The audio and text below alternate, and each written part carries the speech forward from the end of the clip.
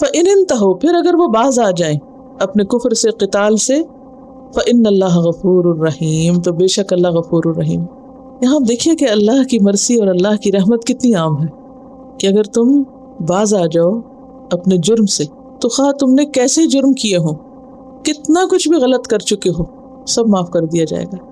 ہتھیار ڈالتے ہی ماضی کے سارے جرائم معاف کر دیے جائیں گے۔ کوئی شخص کفر چھوڑ کر اسلام لائے تو اس کے پچھلے سارے گناہ معاف کر دیے جائیں گے۔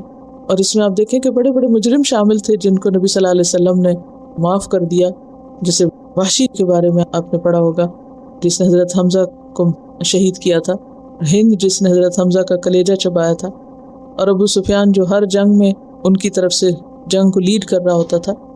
ان سب لوگوں نے جب فتح مکہ کے موقع پر اسلام قبول کیا تو ان سب کو معاف کر دیا گیا، حتیٰ کہ ابو جہل کا بیٹا اکرمہ جو تھا وہ بھی اپنی بیوی کے امان کے ساتھ آیا، اور اسی طرح باقی سب بھی۔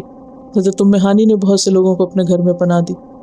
تو صرف چند ایک لوگ جنہوں نے نہ توبہ کی اور نہ ہی انہوں نے ہتھیار ڈالے، تو ان کو پھر کل کر دیا گیا تھا۔ فَإِنِ انْتَهَوْا فَإِنَّ اللَّهَ غَفُورٌ رَحِيمٌ، پھر اگر وہ باز آ جائیں تو یقیناً اللہ غفور الرحیم ہے۔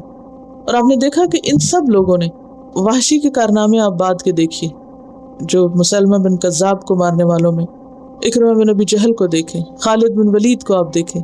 خالد بن ولید وہ ہیں جن کی وجہ سے احد کی لڑائی میں اتنی مشکل اٹھائی مسلمانوں نے، اور اسی طرح ہند کو آپ دیکھیں، بعد میں اسلام کی وہ خدمت کی ان سب نے کہ واقعی وہ انہوں نے سچ کر دکھایا کہ جس دین کو انہوں نے قبول کیا ہے واقعی وہ سچا دین ہے۔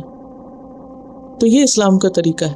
اسلام کسی کی ذات کے خلاف نہیں، یا لوگوں کو مارنے کے لیے نہیں وجود میں آیا، یا لوگوں کا خاتمہ کرنے کے لیے نہیں۔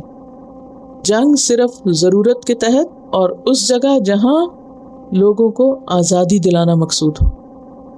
فَإِنِ انْتَهَوْا فَإِنَّ